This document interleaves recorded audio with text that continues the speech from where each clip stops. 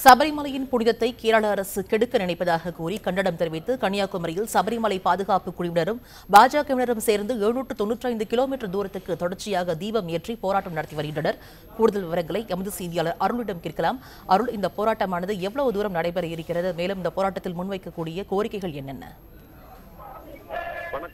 வணக்கம் மும்தாஜ். அதாவது சபரிமலையில் அனைத்து வயது பெண்களும் செல்லலாம் என்று உச்சநீதிமன்றம் கடந்த 4 மாதங்களுக்கு முன்பு ஒரு தீர்ப்பை வெளியிட்டது.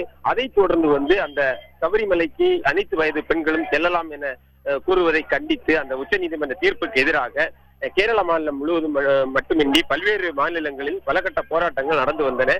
தமிழகத்தில் ஜல்லிக்கட்டு போராட்டம் எந்த அளவிற்கு எழுச்சி அடைந்ததோ அதுபோன்று கேரள மாநிலத்தில் சபரிமலை விவகாரம் சம்பந்தமான போராட்டமானது தீவிரமடைந்து வருகிறது. அது மட்டுமல்லாமல் கேரள அரசானது இந்த உச்சநீதிமன்ற தீர்ப்பை எப்படியாவது அமுல்படுத்த வேண்டும் என்று பல்வேறு கட்ட முயற்சிகளில் ஈடுபட்டு பல பெண்கள் சபரிமலைக்கு செல்லும் பெண்களுக்கு பாதுகாப்பு கொடுத்து சபரிமலை சன்னதிக்கு தரிசனம் செய்வதற்காக பாதுகாப்பு கொடுத்தது. ஆனாலும் பலகட்ட போராட்டங்கள் காரணமாக அங்கு பெண்கள் செல்ல முடியவில்லை. இந்த நிலையில் கேரள மாநில அரசானது பெண் சுவர் என்ற பெயரில் வரும் ஜனவரி 1ஆம் தேதி அந்த தீர்ப்புக்கு ஆதரவாக ஒரு போராட்டத்தை மாநிலம் முழுவதும் நடத்துவது என தீர்மானிக்கப்பட்டு அதற்கான வேலைகளில் ஈடுபட்டு வருகிறது.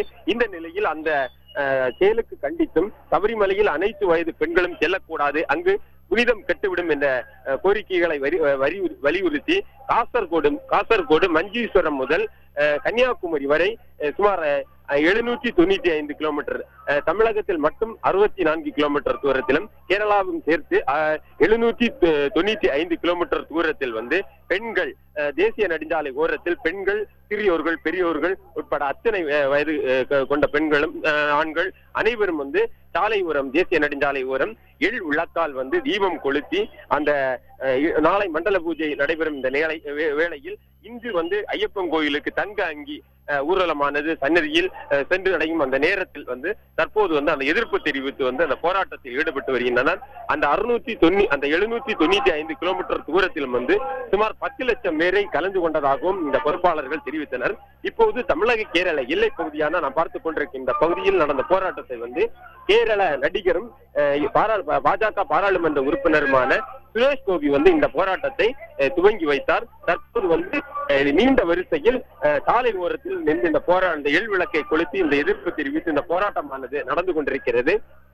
நாம் இருக்கும் இந்த பகுதியானது தமிழக கேரள எல்லை பகுதி களியக்காவளை பகுதியில் இருந்து துவங்கி கன்னியாகுமரி வரையிலும் இங்கிருந்து ஒருபுறம் களியக்காவளையில் இருந்து துவங்கி காசர்கோடு வரையிலும் இந்த போராட்டமானது நடந்து கொண்டிருக்கிறது. கேரள மாநிலம் முழுவதும் இந்த போராட்டம் நடந்து கொண்டிருக்கும் இந்த வேளையில் தமிழகத்தை பொறுத்த அளவில் கன்னியாகுமரியில் இந்த போராட்டமானது முடிவடைந்து தற்போது இந்த போராட்டமானது தொடர்ந்து நடந்து கொண்டிருக்கிறது. மும்தாஜ்.